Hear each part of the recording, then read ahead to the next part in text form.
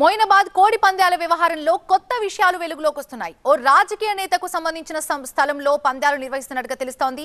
శివకుమార్ కి political leader కి మధ్య లావాదేవీలు జరిగాయని పోలీసులు చెబుతున్నారు. చాలా కాలంగా పేకాట కోడి పందాలు నిర్వహిస్తున్నాడు శివ.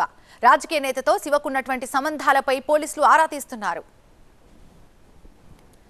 తోల్కట్ట పరిధిలో ఉన్న ఫామ్ హౌస్ లో కోడి పందాలు నిర్వహిస్తున్నారని తెలిసి పోలీసులు దాడులు చేశారు. ఇక్కడ 64 మంది బెట్టింగ్ రాయులని అదుపులోకి తీసుకున్నారు. మొయినాబాద్ పోలీసులతో కలిసి Rajendranagar SOT team joint operation లో ఈ కోడి పందాల వ్యవహారం బయటపడింది. స్పాట్ లో ఉన్న వాళ్ళ దగ్గర నుంచి 30 లక్షలు స్వాధీనం చేసుకున్నారు. మొత్తం 46 కోడి కత్తులు, 55 కార్లు, 64 మొబైల్ ఫోన్స్ ని సీజ్ చేశారు. 84 కోళ్లను కూడా పట్టుకుని స్టేషన్ కి తరలించారు. కోడి పందాలు నిర్వహించిన ప్రాంతంపై పోలీసులు ఫోకస్ చేశారు. కోడి పందాలు జరుగుతాయని తెలిసే ల్యాండ్ ఓనర్ అద్దెకిచ్చారని రాజేంద్రనగర్ డీసీపీ శ్రీనివాస్ చెప్పారు. ల్యాండ్ ఓనర్ పై కూడా కేసు పెడతామన్నారు.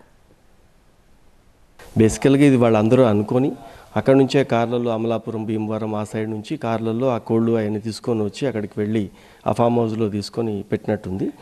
దీంట్లో భూపతి రాజు శివకుమార్ అని చెప్పి అతను గబ్బర్ సింగ్ అంటారు. లాస్ట్ 2013లో కూడా ఒకటి గేమింగ్ యాక్ట్లో కేసు ఉంది అతని మీద.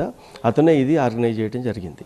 ఫామ్ హౌస్ ఇంకా ఓనర్స్ని మనము ఊర్లో చెప్పేదాన్ని బట్టి వెళ్ళలేం కాబట్టి ఇప్పుడు రెవెన్యూ ఆఫీసర్స్కి రాసాము లెటర్.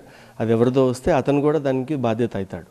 ఎందుకంటే ఇంత పెద్ద ఎత్తున గ్యాంబ్లింగ్ జరుగుతుంది అనేది అతనికి తెలియకుండా ఉండే అవకాశం ఉండదు. ఎవరి పేరు మీద ల్యాండ్ ఉంది ఏంటి అనేది, ఆ ఫామ్ హౌస్ ఎవరిది అది వెరిఫై చేస్తున్నాం. అతను కూడా దీంట్లో బాధ్యుడిగా ఉంటాడు. క్యాసినో కాయిన్స్ లాంటివి అక్కడ కూడా కార్డ్స్ ఉన్నాయి.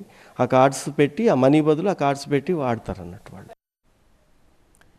ఇలా ఖరీదైన కోడి పందాలు నిర్వహించాలంటే కోళ్లు ఎలా ఉంటాయో తెలుసా? చికెన్ షాపుల్లో చూసే కోళ్లలాగా కనిపించవు. ఇలా ప్యాకింగ్ లో ఉంటాయి.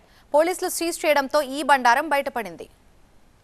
ఈ కోళ్ళు మనం చూసినట్టుగా చికెన్ సెంటర్కి వచ్చినట్టు రావు. దానికి ఒక రిచ్ బ్యాగ్ ఉంటుంది. ఆ బ్యాగ్లో డీసెంట్గానే దాన్ని ప్యాక్ చేసుకుంటారు. కార్లో పెట్టుకొని తీసుకొని వచ్చుకుంటారు. ఇండివిజువల్ కార్లో వస్తాయి ఆ కోళ్ళు. కాబట్టి అది మన చెకింగ్కి అలా విధంగా ఉండదు. అయితే ప్లేయర్స్ వచ్చినప్పుడే వాళ్ళు తెచ్చుకుంటారు అన్నట్టు. ఎవరి కోళ్ళు వాళ్ళు తెచ్చుకుంటారు. ఈ ఆర్గనైజర్స్ ఎవరైతున్నారో వాళ్ళు కొన్ని మొబిలైజ్ చేస్తారు కదా, అవి కూడా కార్లలోనే వస్తాయి. డీసీఎంలో ఇప్పుడు మనం చూసినట్టు చికెన్ సెంటర్లో వచ్చినట్టు రావు.